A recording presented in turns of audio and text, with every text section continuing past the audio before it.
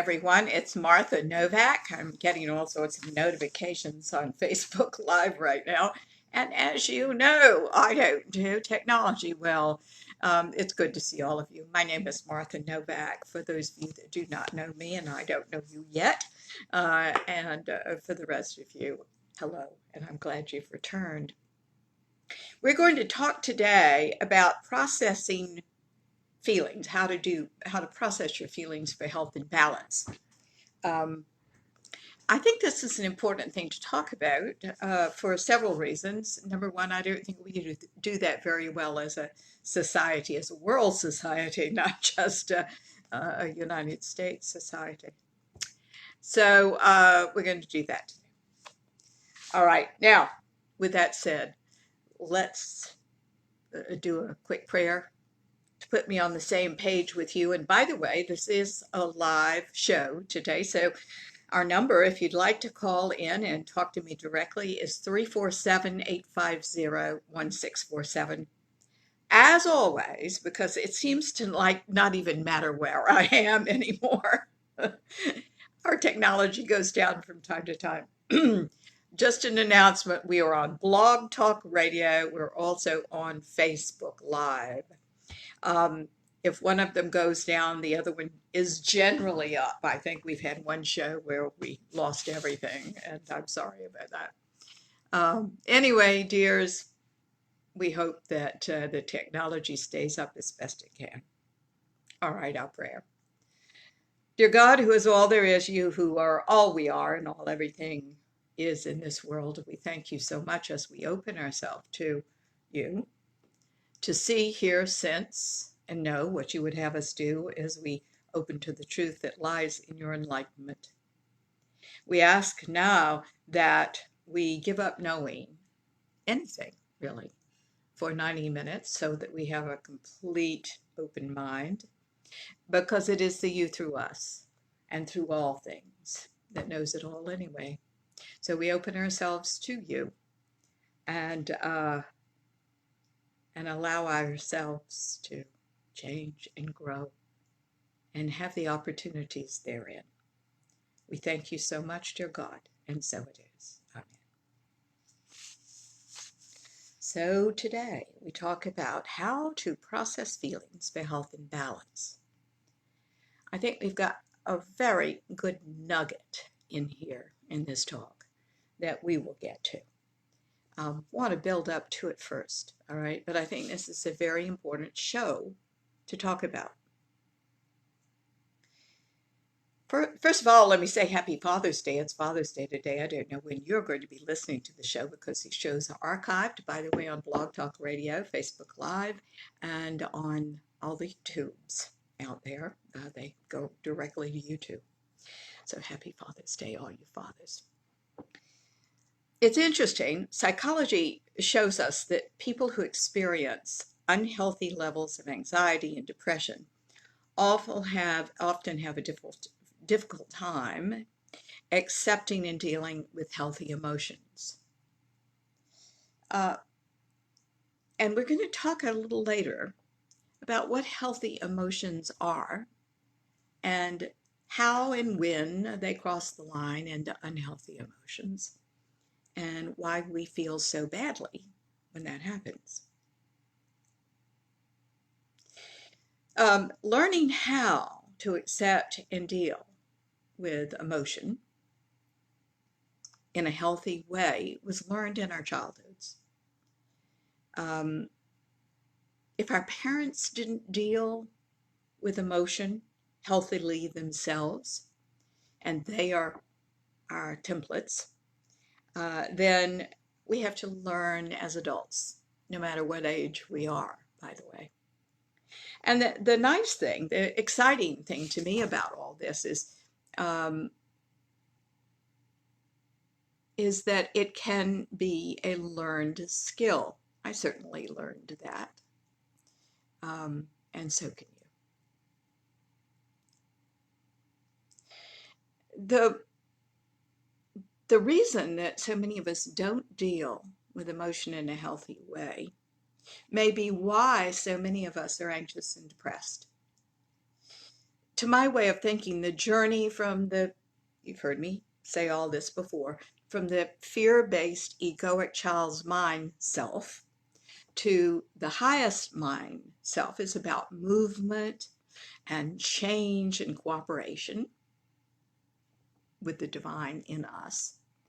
And if we're hunkered down and afraid of movement and change, we just never are going to feel good, because we're not in cooperation, which are our true natures. The one, by the way, beyond the ego child's mind. You see, the ego child's mind tries to convince you that it's your true nature. It actually is not at all. So if we are not living our true natures, this spark of divinity within us, which is, by the way, buried in our ordinariness, in our humanity, in our humanness,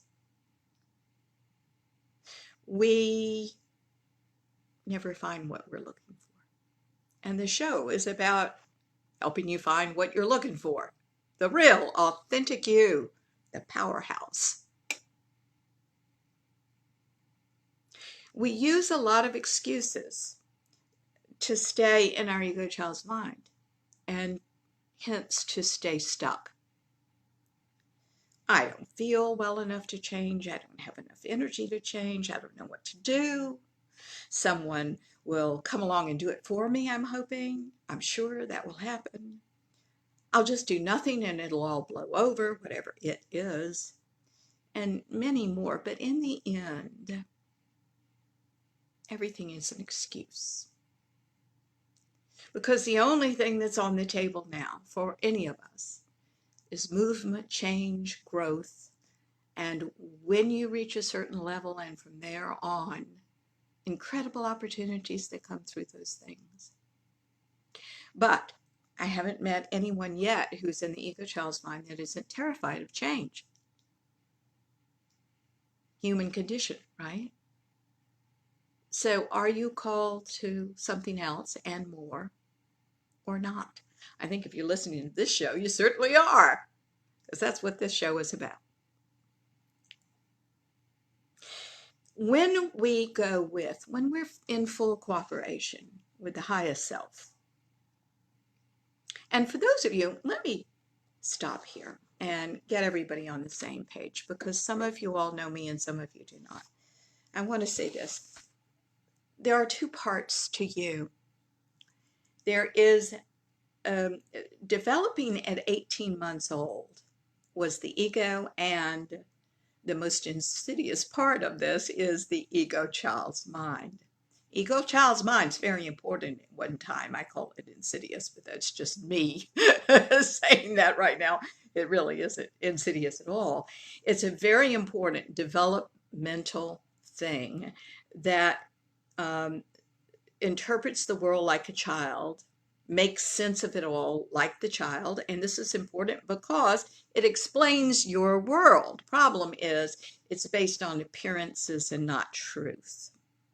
So the father who never would look at your homework because he was a workaholic, because children see everything through their own experience. It's not about something as lofty as, boy, my father's got issues and doesn't seem to have his priorities straight, therefore he is at the office all the time. You don't see that as a child's mind. You think, I have no value, otherwise he'd look at my homework.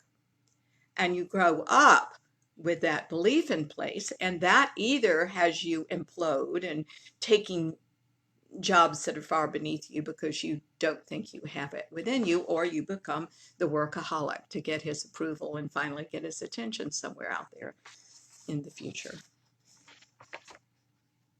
That's a very simplistic example. Nevertheless, that's the way the child's mind thinks. The child's mind is always fear-based, self-indulgent, and it's always about me, me, me, or it's always about you, you, you at the expense of me, which is still about me, because I've made myself the victim and I'm going to focus on that now. You see? You see how this works? I hope so. The other mind, the highest mind, is the mind that has quite different characteristics. It's the global mind. It's the mind that creates win-win situations. You and I will agree to agree or disagree, but it is nevertheless an agreement. The highest mind is very love-based and love-centered. It cares genuinely. It is authentic and real. And you have those two natures. I happen to believe that your highest nature, the one you really are, is the highest mind. But we don't come out of the womb in that. We have to deal with life. So our spiritual journeys become going from the fear-based, egoic child's mind self to the love-based, highest mind self, where we can really add our value, our contribution, our love, and our talents, gifts, and abilities that often open in that energy to the world. When we do this and go from that egoic child's mind to the highest mind, it is consciousness itself evolving. You are learning who you really are. And our potential is out there, and following this course will open that wonderful arena for you. I mean, after all, consciousness is not a goal. It's not something that one flicks on a light switch and all of a sudden sees. It's literally the ability to, well, hello, Kathy. Hello, darling. I'm so glad that you are, Kathy. We are so glad that you're with us today. So it's something that one opens to. How do you open to it? This consciousness that I'm talking about, this authenticity. Well, it's by challenging the egoic child's mind and getting those issues that, by the way, helped you adapt and saved your life when you were young. But you have survived now. You're no longer in that mode anymore. Your mode is being more conscious and bringing caring and love and talents and abilities and value to your life, to the life of your family and your community and your world now. And that's why the show and all the things we talk about on the show. All right, so going back to, I'm glad that I get here on time, Kathy says. Yes, I'm glad too. For those of you that are listening on Blog Talk Radio, by the way, I'm getting notes from friends on Facebook Live from time to time. All right, so you'll hear me acknowledging people that write in. Oftentimes they write in and they'll say hi, and they're friends of mine or family or whatever from all over the world. So I'm delighted.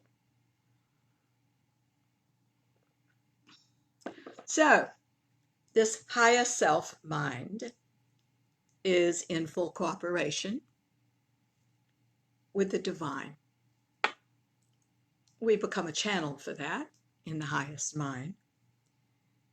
But we block ourselves from cooperation with this highest mind by these issues. So when we're in the egoic child's mind, the fear that is intrinsic to that mind, and by the way, often the futility that comes out of that fear, drives us, no matter, by the way, what our presentation is on the surface. Some people we see dissolve in this egoic child's mind fear, and some people try to cover it up, right? So it isn't so much what we do on the surface that shows us our fear, but what does show us is what we are motivated by. That's the real source of information, is why we do things, why we say and do and feel as we do.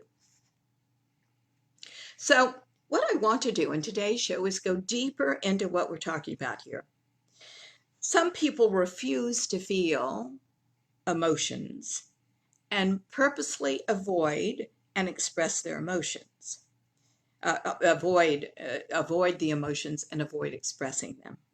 They hold on to them instead of knowing how to express them in a healthy way. You see, there are two, what do I want to say? Two experiences of emotion. Number one is to feel the emotion itself. Some of us have problems with that. And number two is learning how to express those emotions in a healthy way. So those are the two experiences of emotion. And for you to use emotion well, those two experiences must be in play. You understand? I often use this as an example about emotion and about the avoidance of it. So I want to put this on the table. I'm doing a little background before we go into a lot of new material. So we've got a cup. Mine says Border Collie. It's filled with tea. All right. But let's say that this is a metaphor now. And let's say this is a metaphor for emotions. It's all the emotion you'll ever experience in your life. And let's say just down here, right at the bottom, about that much, is pain and confusion and fear and anger and blah, blah, blah. But it was very intense when you felt it when you were young. A lot of people have learned to control this and to deny this and avoid it. But the only way you get to avoid that is to avoid everything. Any kind of emotion could lead to that. If you start feeling anything, you're going to have to deal with that. Now, what I'm wanting you to realize, and I do think this is a rather good analogy for what we're talking about, emotion is finite just like this cup. That's what we don't realize in the egoic child's mind. We have lots of reasons for not realizing that. But nevertheless, if we start pouring this out, it will eventually pour out. I often think of this analogy when I talk about my own journey, because I was that person that avoided those deep levels of emotion. Every acting coach I ever had when I was younger said, you don't really feel it. And it was like, I do. But I wasn't. I was pretending to feel it. I wasn't really feeling it. Our lives are so much happier when we do. So we're going to talk a lot about emotion, so you won't be afraid of it anymore. And hopefully you'll take some of the suggestions in this show and have a happier life. Every study about emotion and about suppressing emotion shows it's an unhealthy thing to do for you. I mean, after all, emotion is a third of your learning experience and communication experience with the world. Your others are your mental faculties, how you think, right? That's one learning and communication experience. Your emotion is one learning and communication experience, and your physical body is the third.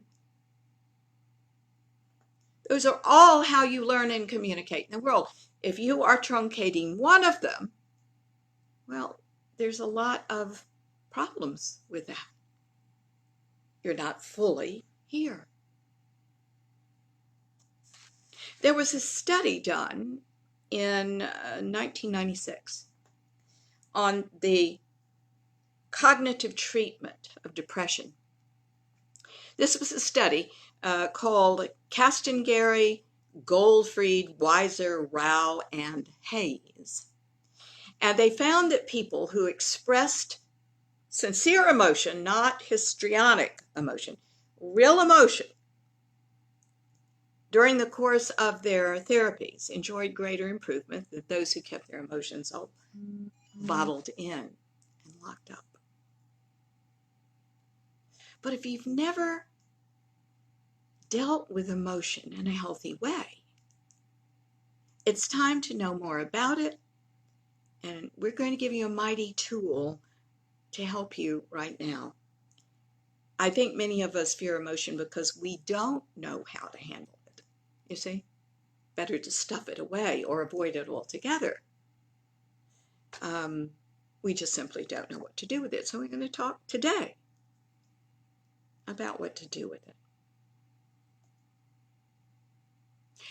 There are some points here I want you to remember. The first one is this. Emotion and emotion, let's talk about one emotion, is like a wave. It builds, it crests, and it dissipates. This is extremely important to know. It's not going to last forever. And yet, one of the reasons it does is because the child's mind stuffs it away. It doesn't go anywhere, ladies and gentlemen. It's in you. It's causing you to act sometimes in inappropriate ways because of this. Overreact sometimes, you see? The ego child's mind tells you it's going to last forever, and there's a real good reason for that. You think this because the egoic child's mind developed about 18 months old.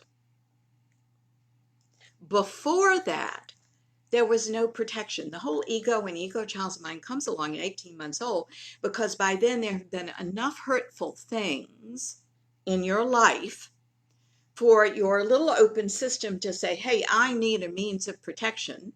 So it creates the ego and ego child's mind that, by the way, doesn't stay in the moment anymore. That's where the pain was, you have interpreted. So it projects into the future based on the hurts of the past to scan to see if you're going to be all right. And isn't it irony that when we study consciousness and being a better person, it's really about now, you hear the word mindful. Nobody tells you how to do it. I'm trying to tell you now because you can't do it except once in a while if you don't resolve your fear that pulls you out and has you scan the future based on the past or live in the past, you see, which promotes your fear of the future. But what if there was a dynamic moment right now, right in this moment, that contains not only the problem, but the solutions to that problem? And all you have to do is stay here and in a dynamic way, which I'm going to talk to you about, deal with it. You've heard me in the past in these shows saying that most people don't know how to work through problems. Well, the first part of not knowing how to work through a problem is everybody vacates the premises. You don't stay in the moment. You fight from the past or from your fear of the future. Everything seems to be a threat. We're trying to avoid it. We're trying to escape it instead of dealing with it. Okay, we're going to talk about this. Just stay with me. It's time to take off the child's mind glasses and see emotion as it really is. It's a wave. It builds, it crests, it dissipates. If you will stay there and watch your emotion, you will watch that it builds, it crests, it dissipates. And that will make you less afraid. So one of the first things that I am suggesting to you is that you stay with an emotion, don't try to get out of it, and watch it build, crest, dissipate. Secondly, you've all heard me say that the problem often is not the emotion, but our reaction to the emotion, our reaction to the event. In other words, we feel something and we start layering emotional reactions. I'm going to give you an example of this in just a minute. When we layer like that, we confuse ourselves. We feel overwhelmed because there's so much emotion, right? And we seek relief through escape at that time because we've done this, by the way, to ourselves. It isn't the event or somebody else that's done it to us. It's what we're doing. I'll prove it to you by the end of the show. So we have to escape when we're doing this to ourselves, because what we're doing is very unkind. So we go into fantasy about it. We get too busy, like with OCD behaviors, which gives us a sense of control, because we really underneath, our true motivation says we're not in control at all. We may go into drugs, alcohol abuse, more. Any means of escape will do, and they have to do with your particular penchant. So let's make all this clearer for you. There are two kinds of emotion: primary emotion and secondary emotion. Your primary emotions are the ones that are appropriate to the situation and the event. And I think appropriateness is a very, very good word. They're just about the event. The secondary emotions are the ones you layer. They are all from your past. They're all fear-based. They're all from the ego child's mind. They reflect repeated thoughts. There's nothing new to them. I have said in another radio show, you only have two kinds of thoughts and feelings: repeated and new. Nothing else. Do you realize this? There's nothing else. I see a call in who is an 780 exchange. I'll come to you in just a minute. Let me just get this thought on the table, and then I'm coming right to you. And I love talking to people. So if you feel like calling in, we're at 347-850-1647. So you have repeat thoughts or new thoughts. Every thought you think is, or feeling you have, because I'm going to say in this situation, your thoughts and your feelings are either repeat or new. But if they're all repeats, how are you going to get anywhere? Learn anything new? Move, develop yourself and your potential if you're only having repeat thoughts? Well, the answer is you can't, but you can change your repeat thoughts to new thoughts, your repeat feelings to new feelings, by listening very clearly to the example that I'm going to give you in just a minute. Let's go to our caller first. Hi there, I'm speaking to a 780 exchange. This is Martha Novak. How are you? Are you there? All right. Well, for some reason, we are not getting a voice, but we're awfully glad to have you with us, so I'm going to push on, if that's okay with everybody.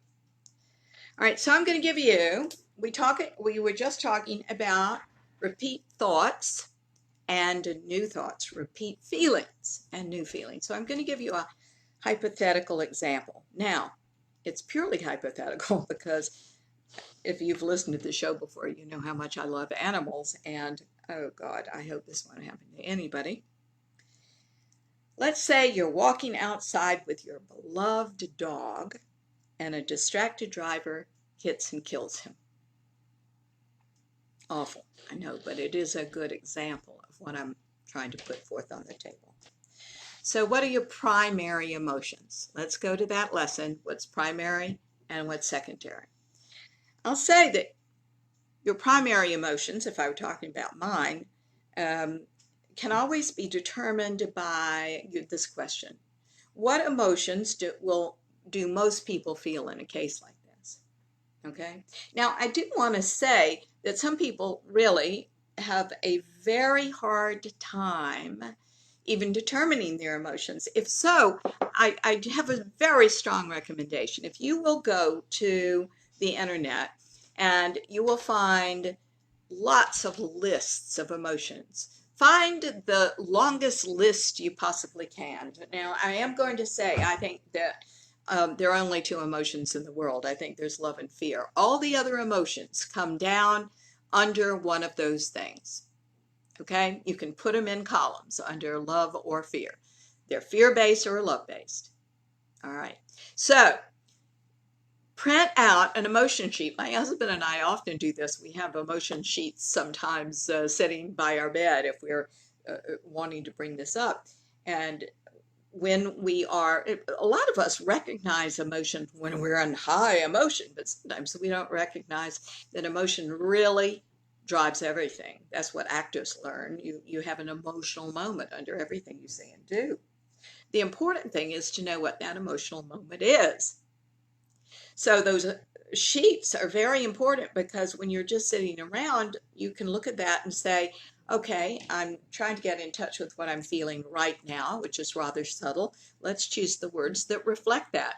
My husband's so cute. He hates the exercise, but he does it. So he'll look at the sheet and he'll go, well, annoyed, which is, of course, one of the first ones because it's an A word. All right. So going back into this. I do suggest you having that emotion seat because all of a sudden, guys, and Fred, thank you so much for writing that. However, this is a show on consciousness, not on religion. So I want just to say to you that we appreciate your listening and we appreciate your writing in. However, you need to know that the subject of the show is something quite different than what you just wrote. All right, so thank you so much. I do want to put that on the table. I think sometimes people don't understand that there is quite a difference between religion, which is a man-made thing, and spirituality, which is something quite different. And they're related, certainly. I think we have all in religions, we have strived for consciousness, right? But sometimes we stop at dogma. And that's not a criticism, that's just the way it is. So bless you for writing in, but I wanted to put on that on the table for folks. All right, now going back to emotion. So what are the primary emotions if something like this happens and the dog has been hit? I would say sadness, I would say grief, I would say anger, I would say you're heartbroken. I think those are very appropriate emotions to feel in a terrifically awful situation like that. Now let's listen to some secondary emotions. And by the way, secondary emotions can go anywhere because they're about your issues, right? And here, listen to some of these. It's all my fault. I should have had him on a leash. I'm always screwing up. I am a screw up. I can never have anything. Everyone I love abandons me, even the dog. How dare this driver hurt me and my dog like this? I want revenge. I'll never get over this. I want to die with my dog. I can't stand the pain. I shouldn't feel this way. I'm a spiritual person. I shouldn't judge a distracted driver. I shouldn't judge myself. No, I'm an imposter. I can't be spiritual. I hate the person that killed my dog. The world's a cruel place. I can't trust anybody. I don't know how to live in all of this. I'm as bad as everyone else. I didn't take care of my dog. I'm an imposter. I'm the person who killed my dog through my negligence. Blah, blah, blah, blah, blah, blah, blah. Now, we're going to talk about these. And this was just by way of example. The first thing that strikes me is you just said, I am always a screw up. When you use words like always and I can never have anything nice and ever anything that belongs, okay, this is all or nothing thinking. All or nothing thinking is always an issue. Years ago, I'm not even years ago, several months ago, I did several shows on cognitive distortions. All right? Cognitive distortions. I urge you to go back and listen to the shows because they're all the ways the child mind is distorting reality. And we've got to get over those things. There's no such thing as all or nothing thinking except in our child's mind. The highest self doesn't have all or nothing thinking. This is an event that must be dealt with, and your feelings around it must be dealt with. But these are secondary feelings that come out of you believing you're a screw up. And here's the tragedy to I am a screw up is that you have taken something that happens to us all, which is, I have just screwed up. That's something that you do. And you've pathologically crossed a line, and it is something you have become. But are you that? No. You are the energy of God. We all are. Everything in the world is. We're the aspect of God known as us. And we screw up sometime because we're human and we have this aspect of divinity within. We must not cross the line that says, thank you, darlings, that says, I am this. What? No, you just screwed up. You didn't put the dog on the leash. We all have screwed up. It's human. Hello, Spring. So glad you're with us. Okay. So, first of all, second of all, notice the drama in what I just said. Very dramatic. Oh, drama city. Drama doesn't belong in all of this, not layer drama. It's enough to be incredibly sad and heartbroken and even angry and resolve to learn something from this and never walk without your dog on the leash or go down that road, or that you'll watch and keep the dog on the inside from now on, whatever you decide. But you see, those decisions, those solutions, what comes out of this in a healthier way are lost in all the drama, right? And that drama only exists in the secondary. Emotion exists in the primary, but drama through emotion exists in the secondary.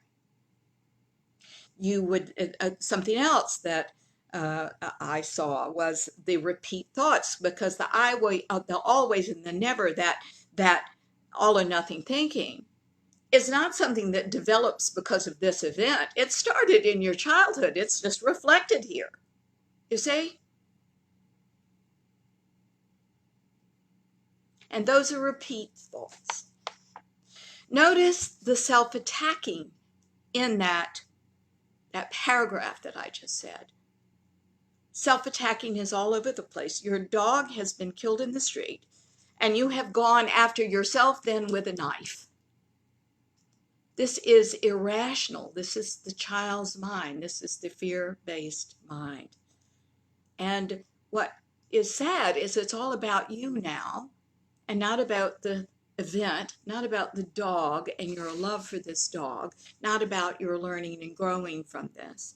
It's all about self-absorption and beating yourself up. And you don't get anywhere with that because it's a repeat loop that you do over and over again whenever anything happens. You see? The next thing I want you to notice about that is a generalization. I hate the person that killed the dog. The world is a cruel place. You've just generalized a terrible event, granted, but you've taken it and it is now evidence that supports what you thought as a child that is limiting you. The world is a cruel place. Well, let me tell you, it is and it isn't. But in the child's mind, it only is. And there is no choice of what you want to believe, because there's just as much evidence that supports God loving you as well, through you and through your reactions and through this whole system of the world, which, by the way, is consciousness teaches us. All right.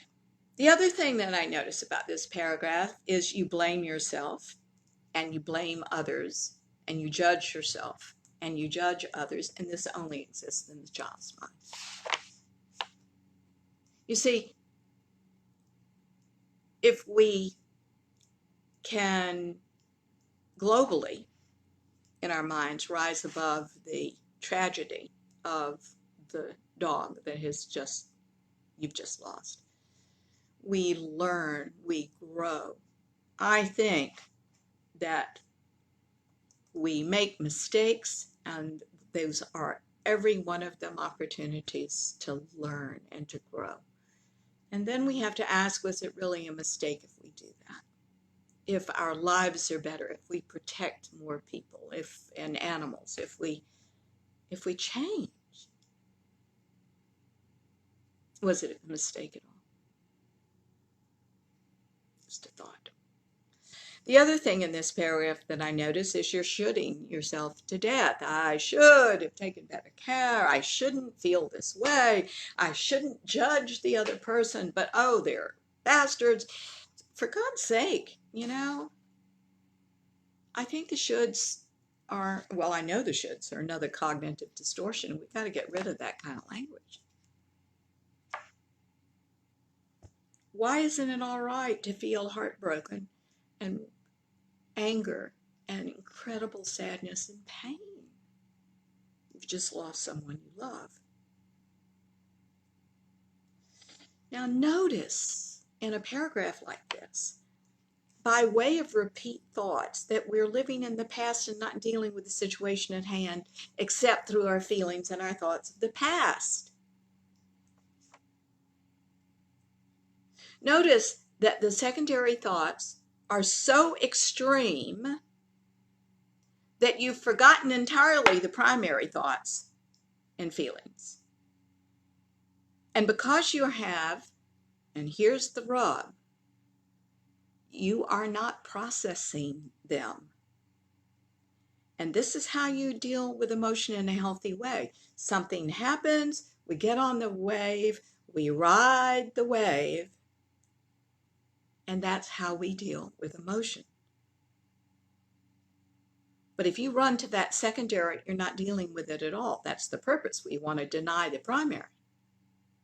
We want to avoid the primary, when the primary is where your healing is. You must stay in the primary. You must deal with the primary. You must find solutions in the primary. That's all there is to it. The secondary thoughts and feelings are always inappropriate. They're always archaic. And most importantly and insidiously, they serve to distract you from the very thing that you should be doing for your health and well-being. Processing the emotions that the event has brought up.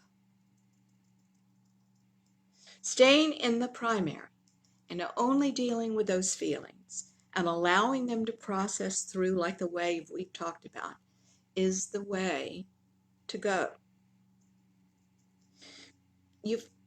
I'll say again, I deal with people, I work with people a lot of times that don't know how to work through a problem. Well, here it is. Stay with the primary. Feel those feelings. Work through them.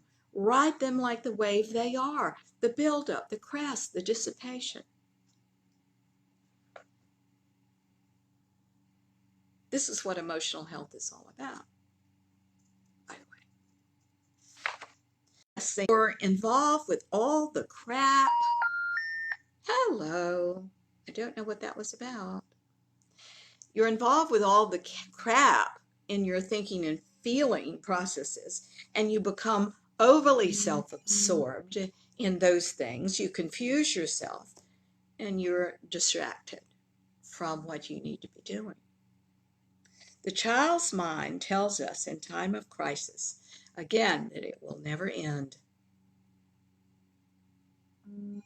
Because when you were in the moment of now, before you were 18 months old, it hurt like hell. And you were in the moment of now with no sense of a beginning, a middle, and an end. Don't you see? I mean, it does end. But that very primitive part of you is telling you it doesn't. So you have to avoid your feelings. You have to avoid this situation by all the things we're talking about: drugs, alcohol, fantasy, escapism of any variety, avoidance. You may limit your life because you don't want to feel anything, so you avoid situations that are going to make you feel. You may avoid people because they are uncontrollable, right? But you're limiting your life instead of dealing with what you need to deal with. There are many ways we're trying to, thank you. We lost the Facebook feed, and now we're back. I'm so glad. Thank you. I never know how long those things will last. So we were talking about there are various things that'll help you deal with that pain. First of all, you've got to prove that the pain in the moment is not again, and that you've got to prove in the moment that the emotion you're feeling is not going to kill you. You've got to observe that it's a wave. If you leave that moment, if you don't stay with that, you can't prove that to yourself.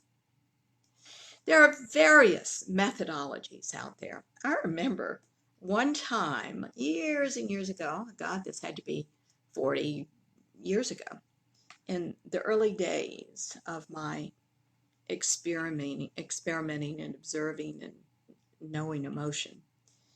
I remember with my first husband, he came back. It was a very strange thing. He came back from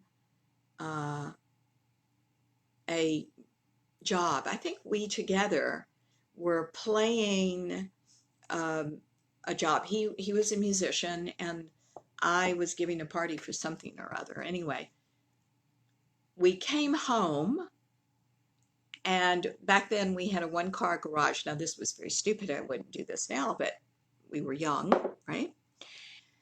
And we had in the trunk of the car all of his musical equipment, as I recall, and some silverware that I had, used it for this party. That was not at our house. It was somewhere else. And when we got up the next morning, lo and behold, the trunk had been broken into. The car had been broken into. Now, what was weird is they didn't take the silver. After all, who wants to polish it? Not me. But anyway, they took some of the musical stuff. Nevertheless, nobody likes to be stolen from. It was a horrible violation, you feel so violated. Well, as luck would have it, I was going to a friend's seminar. A friend who is a music therapist, psychology, asked me to come to this thing. Well, that, after your car's broken into and certain things are stolen, that's the last thing I want to do is go to this. But I had given my word that I would be one of her subjects. So I went. And what was so interesting about this is she put on, I just remember it was something by Beethoven, who I really adore. But it was a very angry piece of music. And the anger by the end of the music, 5 minutes, 10 minutes in, resolved itself and became very melodic and very sweet and very soft. And I noticed that going with this, and all her instruction was to go with, and I was so angry, right, when I got there about these thieves. But I did what she said, and I stayed with the music and let the emotions come up in me that the music gave me. And by the end, clearly, and in truth, they were gone. They weren't avoided. They weren't put aside. I had just worked through. So music therapy was certainly one of the ways to do this. I think that talk therapy is another way to do this. We have to talk about our feelings and get them out with our friends or our counselors or our psychologists or psychiatrists. We have to, or our energy workers like me. We have to talk about these things, and then we get on the other side of the larger picture. And I think consciousness studies does this as well. I think meditation can help you do this, but I say might because it's about the intention in which you use the meditation. I knew a man, for example, who had been a drug addict. He used meditation to take him to a place where everything was fine, more than fine. It became his drug. So he never really addressed the issues that were driving him to a drug. He just switched drugs, heroin, for meditation. He was using it as fantasy to make himself feel better. But the reaction to his fear, and the fear itself was still there, he covered up what was still unresolved in him by meditation and the relief it tends to bring for as long as you can sustain it. However, I want to say to you, meditation used differently is wonderful. If your intention is spiritual openness, that you want to get to deeper truths, not reaching for them, but listening and having deeper insights, and go in that spirit of truth and love of God and openness, that you don't allow yourself in your day-to-day rush-filled life, then I think meditation can serve you very, very well. It's a wonderful adjunct to consciousness studies. People make faster progress with consciousness studies if they're meditating and have insights about themselves that they might not always have. Then we can have even more insights based on those, you see. We must have an understanding of what mind we're in to do anything. Are we in the ego, child's mind, fear-based mind that needs something and we're addicted? I mean, all addiction is a distraction from the primary. Hello. We need to handle the emotion. We need to resolve the emotion that's in us that is unresolved, and everybody has it. And only by working that out, do we eventually have an openness inside of us. That's the higher mind, the global mind, the consciousness that we're talking about. This is how it evolves. As I said, it's not a light switch you throw on. It is something you work on and work on and work on and find yourself privileged to do. And then all of a sudden you start seeing everything differently. The world isn't cruel at all. People are trustworthy through your discernment of who you deem trustworthy. And you yourself becomes trustworthy, and God becomes trustworthy because you're understanding more. You're freeing yourself from the old patterns that sabotaged you, you see. And life becomes more. So going back to the idea of defining primary and secondary, a lot of people spend very little time in the primary. Some people have an event that happens and they don't even hit that primary. They leap to the secondary. Can you see how devastating this is for your life? It's not healthy. It's the cause of depression and isolation and withdrawal and distrust of yourself and others and much, much more. You're just indulging in these issues when you go to that secondary. Deal with the primary. Stay in the primary. You have an event, define what the primary is, and do not indulge in that secondary. That's information for your energy worker, your counselor, your guide, your psychologist, and your minister, whoever you're choosing to work this out with. And this is where mind control comes in, because you are the master of your mind, after all. This is where self-mastery comes in. When something happens, understand what you're saying to yourself. Listen, label each thought or feeling as primary or secondary. I'm actually saying label these things until you develop the momentum to stay in the primary, because you have a momentum to indulge in the secondary. And we've got to stop that. Stay in the primary.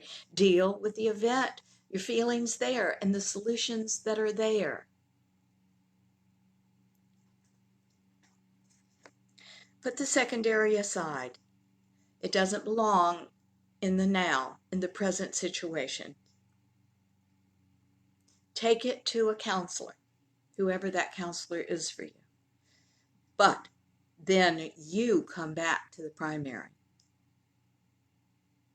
Deal with those feelings. Stay in those thoughts. And allow yourself there to observe and ride the wave of build, of the crest, and of the dissipation. Now, I think that exercise also can be used for good or ill, quite frankly. I think exercise is its best is you allowing yourself to feel, let's say you're angry at someone. Well, go walk around the block and get real angry and walk and walk and walk and walk it out, right? It'll dissipate. The walking will help physically dissipate the emotional charge. But that's only when you use it well, because you can go to the gym and work out and deny those primary feelings completely, and deny the secondary and avoid it all and stuff it inside. And that's simply not going to serve you, because it's going to come out one way or another with explosive anger. Why? Because you've denied yourself. You've denied yourself the natural experience, trying to be bigger than you are. Why don't you be human? Because your divinity is in the humanness, darlings. Don't you understand that's the esoteric journey? The esoteric journey is that the things we want are in what we're most trying to avoid. It's just the way it is. And consciousness reveals this to us, of course, right? Don't avoid. We've got to learn not to avoid, but to explore and to know that God is indeed right there with us in all of these experiences. The lower levels and the higher levels. You see, everything is God. The ego and the ego child's mind is still God. And the higher mind and the love-based thoughts, all God. I often think of this as the color white and the color black. The color white contains the full spectrum. That's why white light is always associated with the higher echelons of God. But darling, black is also God. It's just that the ego mind tends to repel the colors. And that's why you see black. Well, the ego child's mind repels everything because of our issues. We narrow our focus. We don't see the glory of God in the death of our dog. And it's there.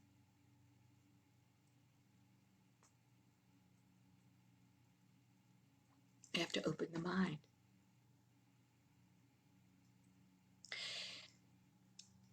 Every experience should be something new.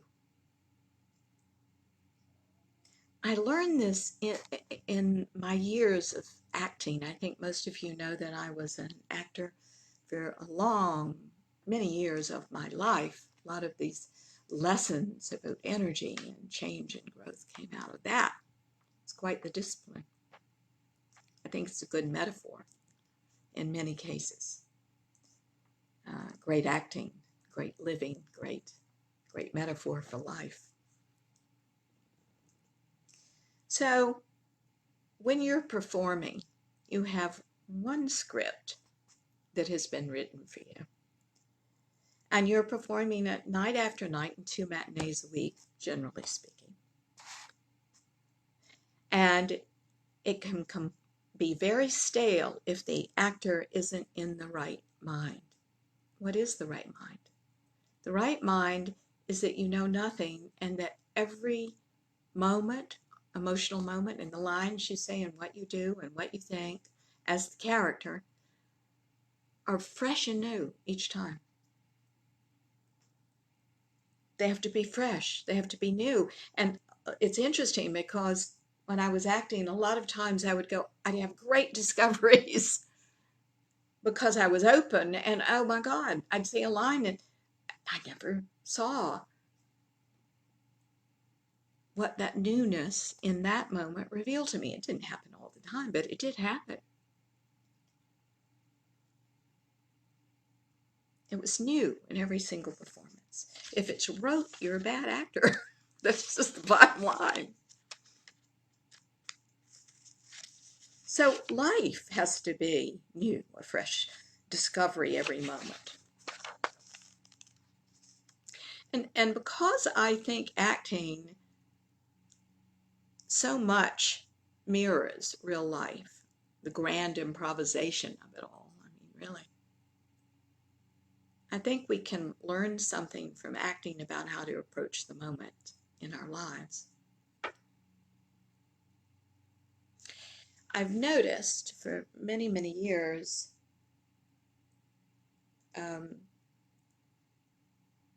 about our relationship to death. And I've noticed this primary and secondary concerning death. When we lose someone we love, which we all do, if we leap right to the secondary, we do a terrible disservice to ourselves because we don't process that death. So another death happens, and we do the same thing. We leap to the secondary. We don't process it. The next death occurs. We leap to the secondary. We don't process it. What happens with all this is every time we then lose someone, it's more intense than ever because we're dragging these unresolved feelings to it. It becomes more desperate, these secondary things, because we're not healing ourselves. Each death should be stayed with. It should be honored. The primary should be honored. That person deserves, we deserve to go down there and to deal with that and to travel with each thought and moment and allow our deep grief and our desire to have kept this person, this animal, this being in the flesh with our earthbound minds. We must allow the new to enter once we have dealt with all that, because what happens then is we can transition and love them as spirit. Will we always miss them in the flesh? Of course we will. But we adjust if we allow ourselves to do so. You see, that's the problem. If we are leaping to the secondary, we are denying our healing, our growth. Yeah, I'm trying not to say anything until our Facebook Live thing comes back, which it usually does. If we understand, and I hope I'm explaining this well enough to you all, if we can understand that the secondary, even though we've done it our whole lives, is what we don't want to do now. What we want to do is stay with the primary.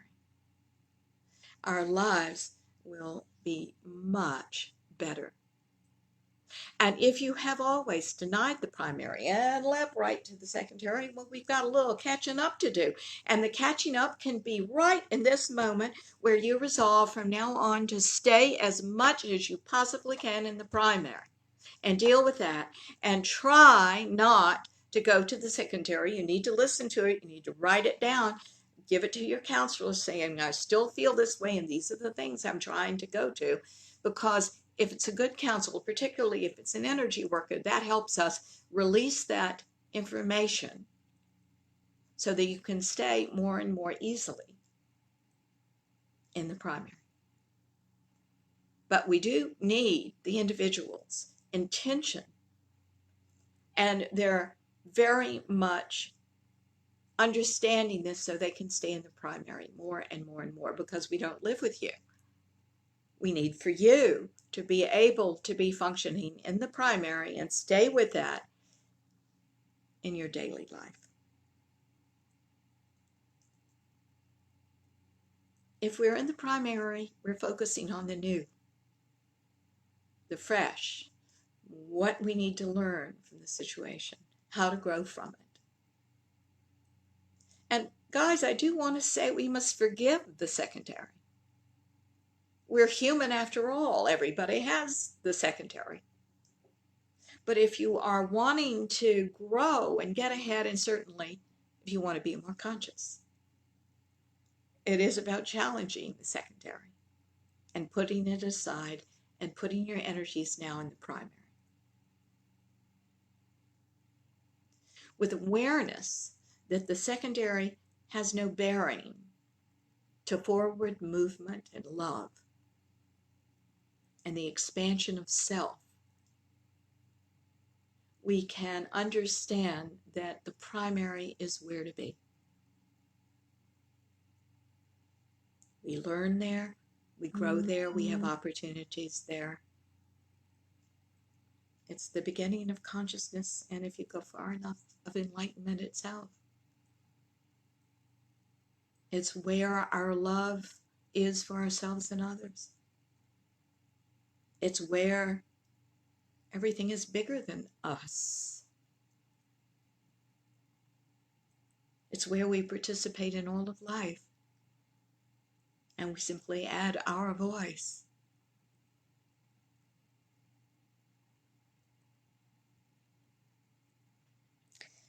Guys, I hope you have enjoyed the show, and I hope it helps.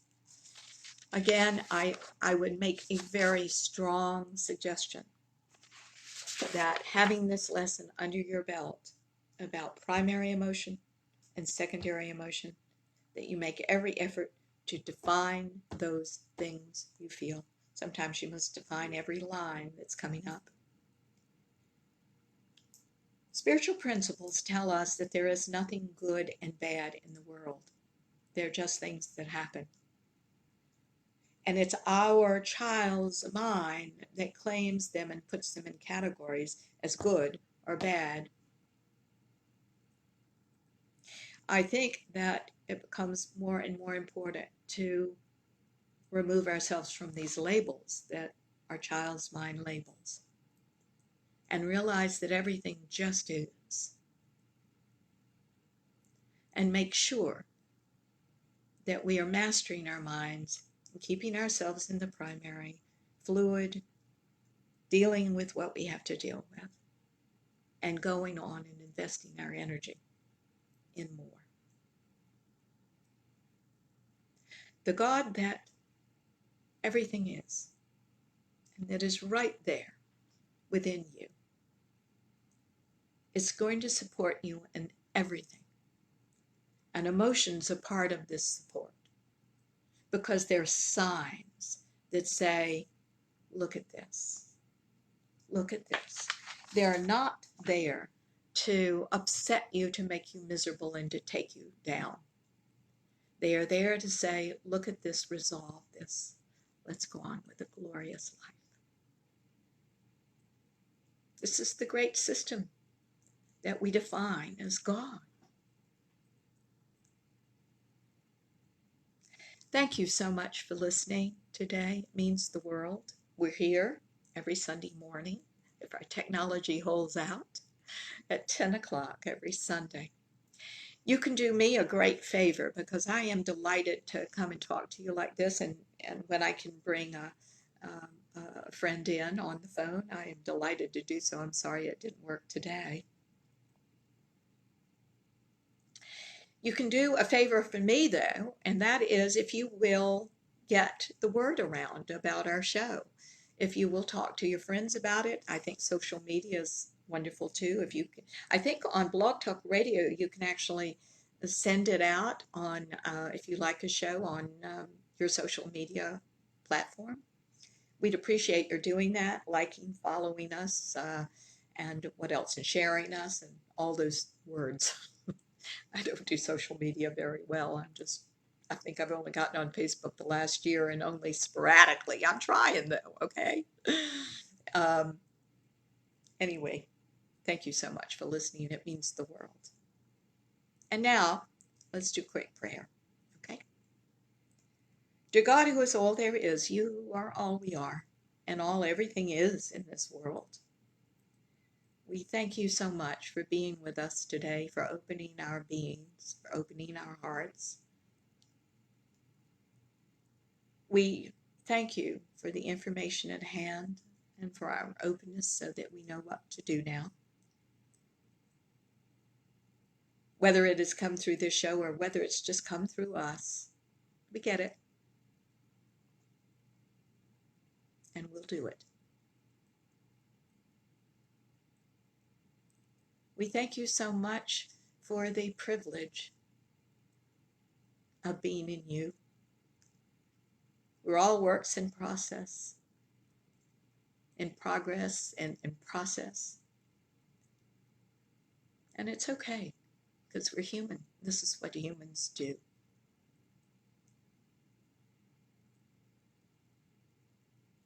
Thank you, dear God, for it all. And now we ask to clear and release all these things down to and including the deepest levels of our being where they exist. We ask to be more authentic and real in you, that we clarify our emotions through an emotion sheet and through the primary and secondary labeling of these things. Help us get control of this so that we may have emotionally mature and dynamic lives.